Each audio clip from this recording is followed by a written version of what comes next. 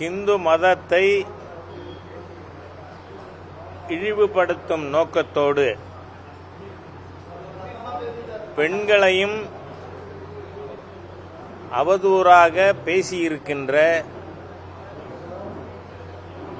பொன்முடி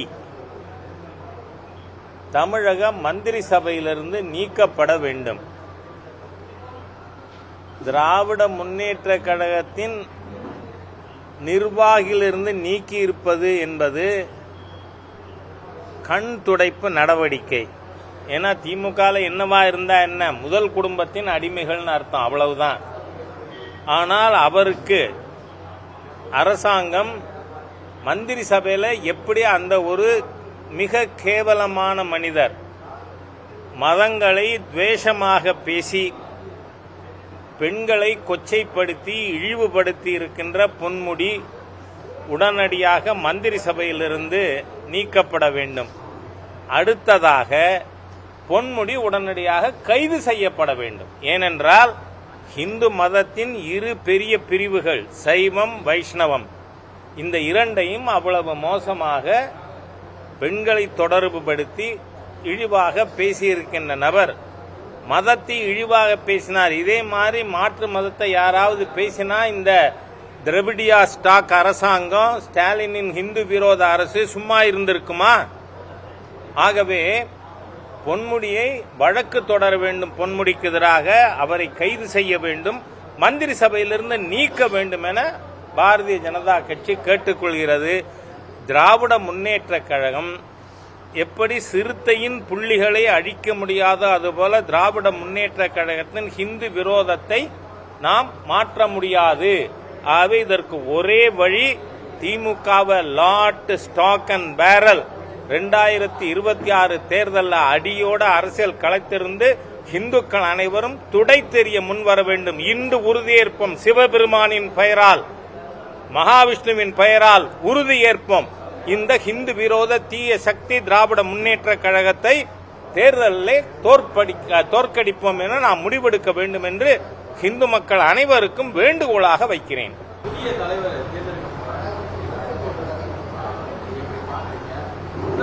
புதிய தலைவரையா நான் அவர் ரொம்ப வருஷமா பார்த்திருக்கேன்.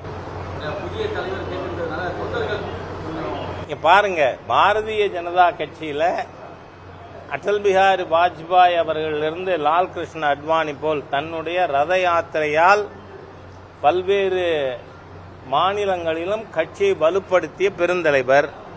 அவர் கூட 2 டேர்ம் முடிஞ்சதுன்னு அடுத்த தலைவர் தேர்ந்தெடுக்கப்பட்டார். டாக்டர் முரளி மனோகர் ஜோஷி தலைவராக வந்தார். அப்ப பிஜேபி செயல்படலையா? பாரதிய ஜனதா கட்சியில் இருக்கின்ற அனைவரும் கொள்கைக்காக இருக்கின்ற தலைவர்கள். அதே போல இப்ப இன்னைக்கு வரை இருந்திருக்கிற எங்கள் மாநில தலைவர் திரு கே அண்ணாமலை அவர்களும் கொள்கைக்காக சித்தாந்தத்திற்காக செயல்பட்டு கொண்டிருக்கார். இன்னி வரை அவர் எப்படி செயல்படுறாரோ அதை விட இன்னும் ஒரு படி அதிகமாக நாளையிலிருந்து செயல்படுவார். பிஜேபியில எல்லாரும் அப்படித்தான் பழக்கம், அப்படிதான் வந்திருக்கோம். நான் 10 மாநில தலைவர்கள் தேர்தல்களில் நிர்வாகியா இருந்தே செயல்பட்டிருக்கேன்.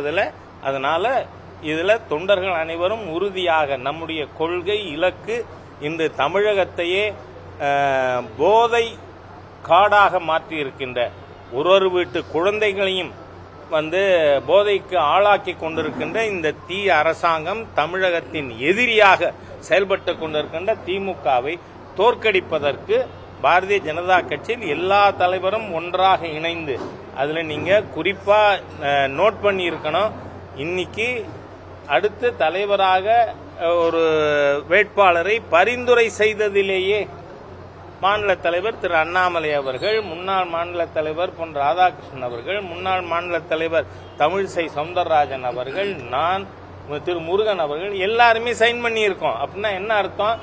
தமிழக பாரதிய ஜனதா கட்சி இந்த போதை ஆட்சியை, விஷச்சாராய ஆட்சியை, ஊழல் ஆட்சியை வீட்டுக்கு அனுப்ப ஒருங்கிணைந்து முடிவு செய்திருக்கிறது என்பது இந்த நாமினேஷன் கொடுக்கறதுலயே நிரூபிக்கப்பட்டிருக்கு. இங்க பாருங்க, நான் சொல்றேன், அட்டல்ஜியிலேருந்து பேசுறேன்னா நீங்க எதுக்கு உங்களோட இந்த செத்த இருங்க சார், நான் சொல்றத கேளுங்க. கேள்வி கேட்டா இந்த உளி கொடுக்கிற வேலையை தயவு பண்ணி ஊடகங்கள் செய்ய வேண்டாம்னு கேட்டுக்கிறேன் நான். ஏன்னா நாமினேஷன் பேப்பர்ல எல்லா லீடர்ஸும் சைன் பண்ணியிருக்கோம். அதனால எல்லாரும் உறுதியோடு, எப்படி 5 விரலையும் சேர்ந்தால்தான் வலிமை கிடைக்கும் முஷ்டிக்கு, அந்த மாதிரியா தமிழக பாரதிய ஜனதா கட்சி உறுதியோடு வலுவாக இந்த தீய ஆட்சியை நீக்குவதற்காக இணைந்து செயல்படுவோம் என்பதை இன்றைய நிகழ்வுகள் காட்டியிருக்கின்றன. அதனால யாருக்கு எந்த ஒரு தரக்குறைவும், அதாவது ரேங்க் யாருக்கும் கிடையாது. ஆல் ஆர் ஈக்குவல் காரியகர்த்தாஸ். அதனால இணைஞ்சு செயல்படுவார்கள்.